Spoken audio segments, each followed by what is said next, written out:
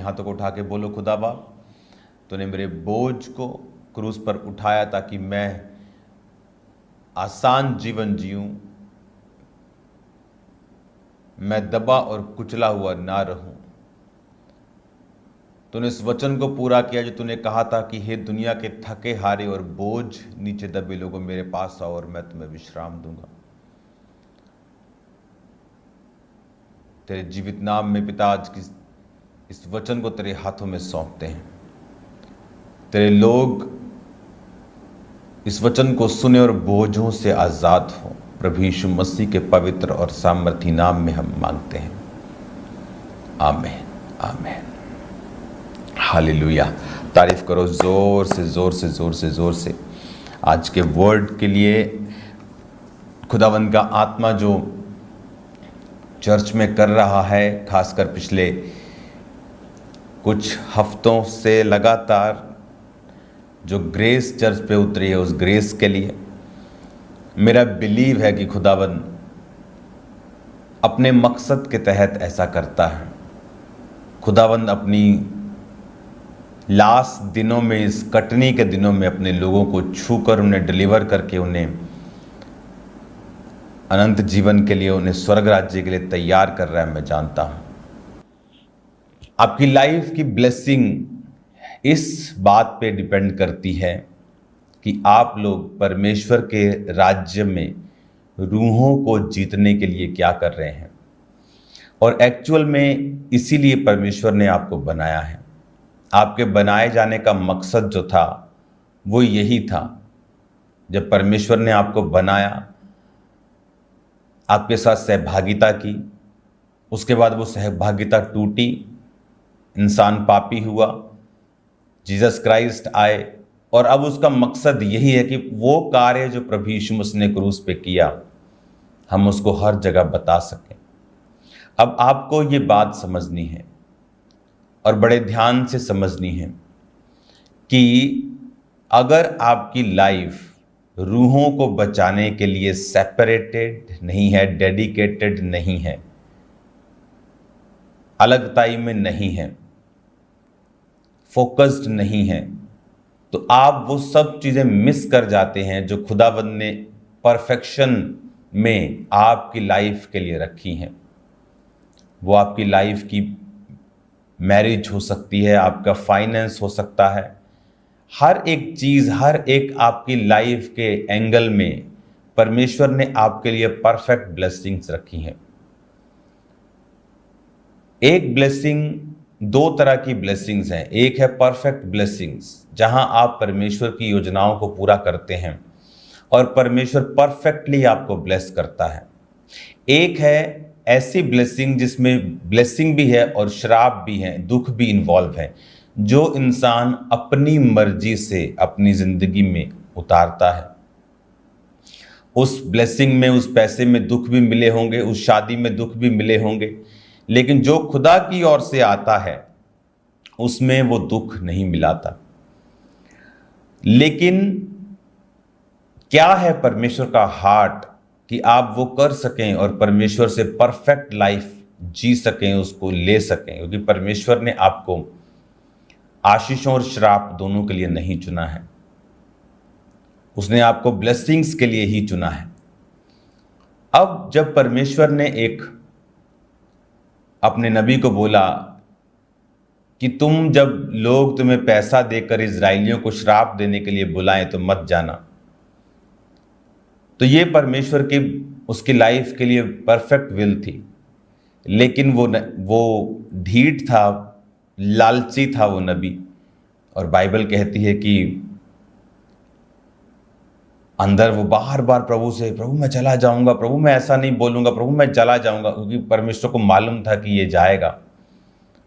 तो बार बार परमेश्वर से विनती करता रहा, मैं जाऊं। परमेश्वर ने कहा ठीक है चला जा, पर श्राप उन्हें मत देना। परमेश्वर की परफेक्ट विल वही थी कि तू मत जा,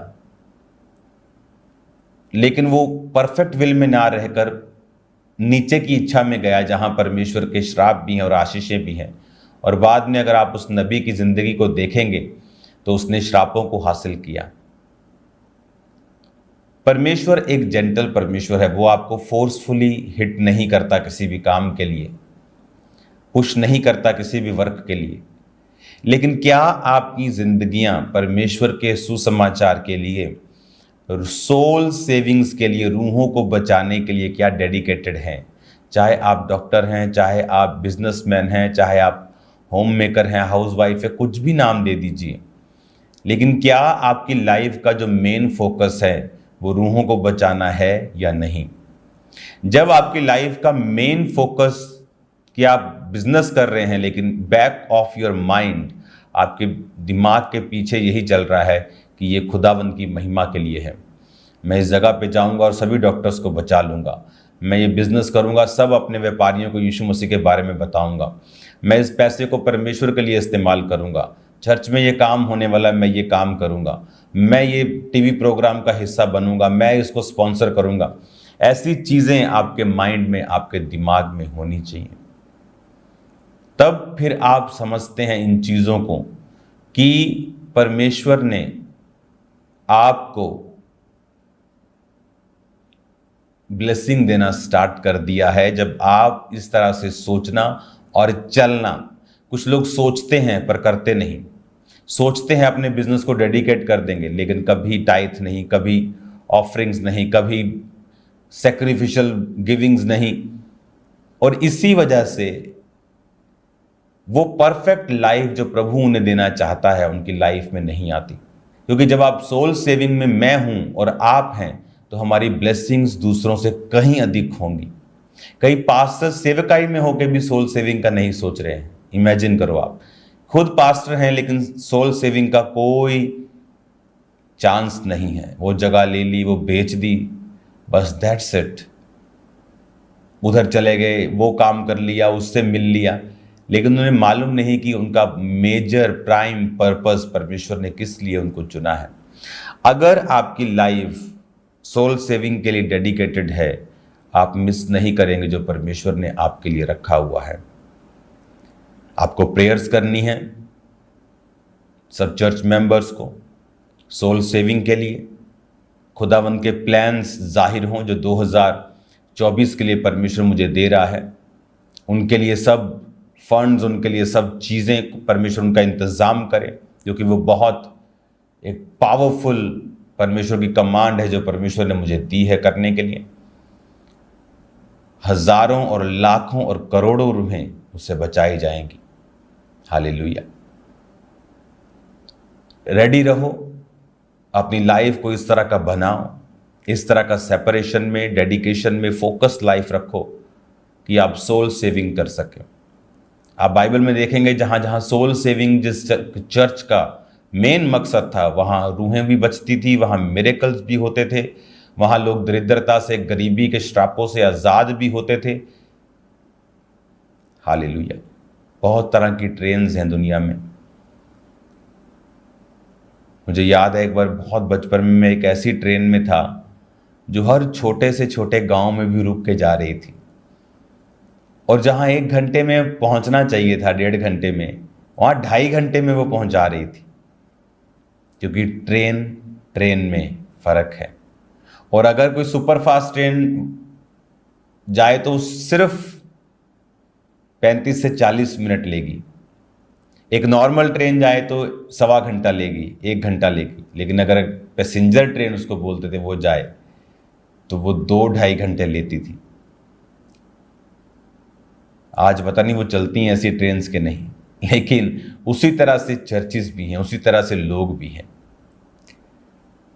आपने किस ट्रेन में जाना है कि जो अपने मकसद में दौड़ती और फास्ट है, या आपने उस ट्रेन में जाना है जहां हर छोटे छोटे कामों को और बेफालतू चीज़ों को हम करते जा रहे हैं। अगर हम सोल सेविंग में अपना हार्ट, अपना तन मन धन परमेश्वर को दे देंगे, तो वो आपकी हर एक एरिया के ऊपर बरकत को रखेगा और शैतान आपकी ज़िंदगी में काम नहीं कर पाएगा। Hallelujah. God bless you all. मेरा बिलीव है कि आप सब लोग अपने बच्चों से लेके, बुजुर्गों से लेके, बिजनेस से लेके, कैरियर से लेके, जॉब से लेके, हर एक चीज़ को फोकस, उनकी ताकत, उनका मकसद सोल सेविंग रखेंगे। और आप सेम नहीं होंगे। फिर आप देखेंगे आपके बच्चे बिगड़ेंगे नहीं, फिर आप देखेंगे आपके फाइनेंस बिगड़ेंगे नहीं। परमेश्वर उनको सीधा रखेगा, अपनी बरकत आप पे रखेगा, आपके परिवारों के ऊपर रखेगा। मैं आपको परमेश्वर की आत्मा की प्रेजेंस के नीचे छोड़ता हूं। God bless you all. आप ब्लेस हैं यीशु मसीह के नाम में। हजारों टेस्टिमनीज आ रही हैं यीशु मसीह के नाम में। आपकी लाइफ को परमेश्वर टच कर रहा है यीशु मसीह के नाम में। शाम की प्रेयर माउंटेन की प्रेयर्स को अटेंड करना नहीं भूलना। आपको मालूम है आप सब लोग जिन्होंने प्रेयर कार्ड भरे थे वहाँ पे आ रहे हैं, वहाँ पे प्रेयर्स कर रहे हैं, हेवनली एक्सपीरियंस को आप ले रहे हैं। आप सेम नहीं हैं यीशु मसीह के नाम में। अपनी आंखों को बंद करें, खुदाबंद इन्हें ब्लेस कर, इनकी हदों को बढ़ा, सोल सेविंग के लिए इन्हें इस्तेमाल कर। प्रभु यीशु मसीह के नाम में हम मांगते हैं, आमीन। Thank you Lord. God bless you all.